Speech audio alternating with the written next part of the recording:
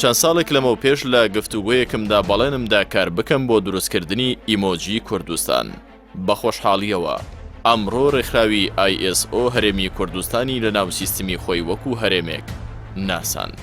ئەم ناساندنە جگەل لە ڕێگە خۆشکردن بۆ دروستکردنی ئیمۆجی ئاڵای کوردستان کۆمەڵێک هەل بۆ بەرەو پێشبردننی پرۆسەی بە دیجیتالکردنی حکوومەت دەڕەخسێنێت. ئەمە پۆستێکی خوبا تاڵەبانی جێگری سەرۆکی حکوومەتی هەرێمی کوردستانە کە لە تۆڕی کۆمەڵاتی فەیسبوک بڵاوی کردوتەوە. بڵاوبوونەوەی ئەم پۆستە کاردانەوەی بەربڵاوی لە ناو چالاکیەکانی تۆڕە کۆمەڵاتیەکان لێکەوتەوە. بەوپێی هەرێمی کوردستان لە ئێستادا جیرۆدەی لێکەوتەکانی حکومڕانی خراپە و ژیانی خەڵک و موچەخۆران و ئاستی خزمەتگوزاریەکان لەو پەڕی نزمیدایە کەچی جێگری سەرۆکی حکوومەت مژدەی دانانی ئیمۆجی بە خەڵک دەدات.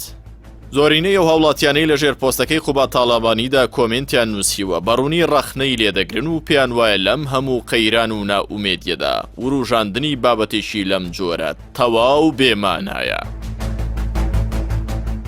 لەم چوارچێوەیەدا وڵاتیەک دەپرسێت ئێوە بە عەقڵی ئەم میلەتە ڕادەبوێرن لەم هەموو قەیرانەدا کەی وەختی دانانی ئیمۆجیە؟ بەو ئاسابە گەرمەی میلەت و بەو ئاسابە ساردەی خۆت چ شتێک وای لێکردی بیر لە ئیمۆجی بکەیەوە؟ بامان شێوە وڵاتێکی دیکە دەڵێت سلێمانی وێران بووە، هەر کۆڵانێک سەیر دەکەی لە بەرخۆڵ و خاشاک ڕێگەت نییە بڕۆی. ئەمەش حاڵی موچە و ململانەی ئێوە و پارتی لەسەر پۆستی سەرۆکۆمار کەچی تۆ باسی ئیمۆجی دەکەی؟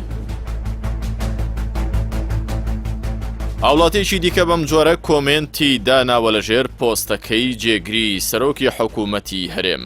کاک قوبات خەڵک پێویستی بە ئیمۆجی نییە، خەڵک پێویستی بە موچە و دابینکردنی هەلی کار هەیە. چی لە کوردستانێکی مفلیس و قوڕ بەسەر بکەم؟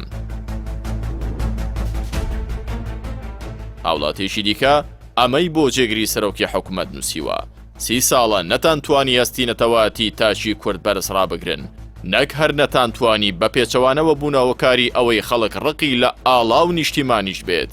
پێم ناڵێن شانازی بە چیەوە دەکەن؟ کەسێکی دیکە بەم جۆرە هەستی خۆی بۆ ئیمۆجیەکەی جێگری سەرۆکی حکوومەت دەردەبڕێت. ئاڵامان بۆ چیە کاتێک خاکت نەبوو؟ ئاڵامان بۆ چیە کاتێک لەسەر خاکی خۆت بێگانەبی؟ ئاڵامان بۆ چیە کاتێک لەژێر ئەو ئاڵایە میلەت بچەوسێتەوە؟ ئاڵامان بۆ چیە کاتێک کە دایکی شەهید بێلانە و بەرسی بێت؟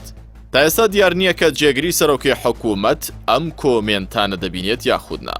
ئەگەر نایبینێت و بایەخیان پێنادات بۆچی دەرگای کۆمنت بۆ وڵاتیان دەکاتەوە؟ ئەگەریش دەیان بینێت پێویستە هەڵوەستیان لەسەر بکات و بە ئاگا بێتەوە کە چت و ڕێی و بێئومێدیەک لە ناخی هاوڵاتیاندایە. ئەوەنجامی لابۆچوونەکانی هاوڵاتیان لەسەر نووسینەکەی جێگری سەرۆکی حکوومەت دەردەکەوێت لە دوو ئەگەر بەدەر نییە. ئەگەر یەکەمەوەی حکومڕانان زۆر باش لە دۆخی خراپی خەڵک و حکومڕانیە شکست خواردوەکەیان ئاگادارن، بەڵام هیچ کات ناڕەزایی و قسەی دڵی خەڵک بەهەند وەرناگرن. ئەگەری دووەمیش ئەوەیە کە دەسەڵاتداران لە دنیای تایبەت و ژیانی شانەی خۆیاندان سەبارەت بە ژیانی خەڵک و چەرمەسەری ڕۆژانەیان تەواو بێ ئاگان وەک کورد دەڵێت لە گوێی گادا خەوتون.